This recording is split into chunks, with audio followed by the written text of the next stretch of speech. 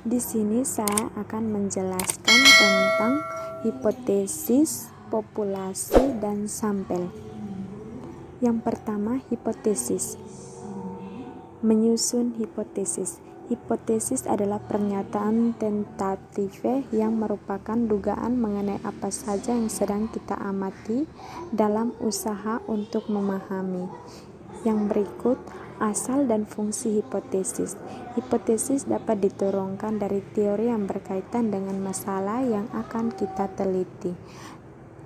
Misalnya, seorang peneliti akan melakukan peneliti mengenai harga suatu produk, maka agar dapat menurunkan hipotesis yang baik, sebaiknya yang bersangkutan membaca teori mengenai penentuan harga. Yang berikut, fungsi hipotesis. Hipotesis merupakan kebenaran sementara yang perlu diuji kebenaran.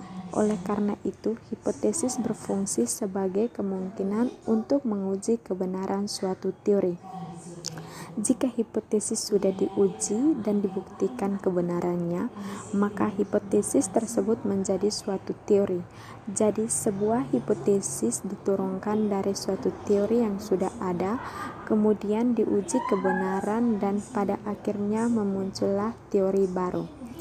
Fungsi hipotesis menurut Nasution ialah sebagai berikut. Yang pertama, untuk menguji kebenaran suatu teori. Yang kedua, memberikan gagasan baru untuk mengembangkan suatu teori.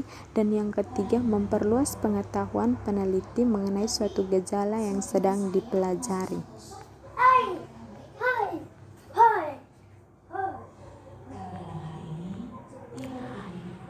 Yang berikut, cara merumuskan hipotesis. Cara merumuskan hipotesis ialah dengan tahapan sebagai berikut.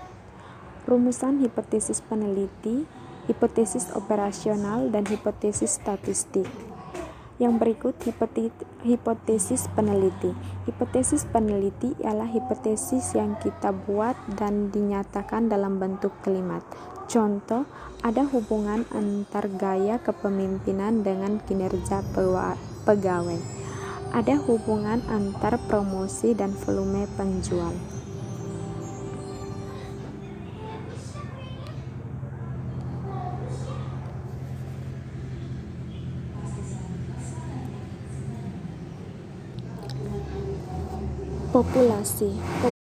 Populasi wilayah generalisasi yang terdiri atas objek atau subjek yang mempunyai kualitas dan karakteristik tertentu yang ditetapkan oleh peneliti untuk dipelajari dan kemudian ditarik kesimpulannya.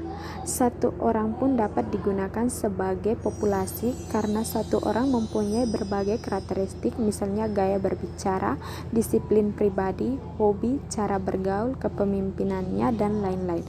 Misalnya, akan melakukan penelitian tentang kepemimpinan Presiden Y, maka kepemimpinan itu merupakan sampel dari semua karakteristik yang dimiliki Presiden Y.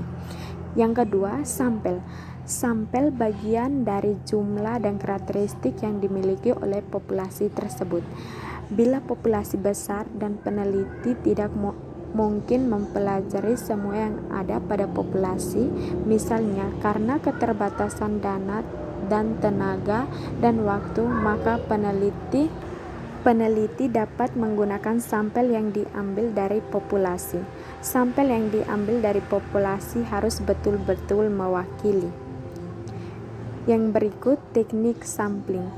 Teknik sampling, teknik pengambilan sampel. Baik, terima kasih.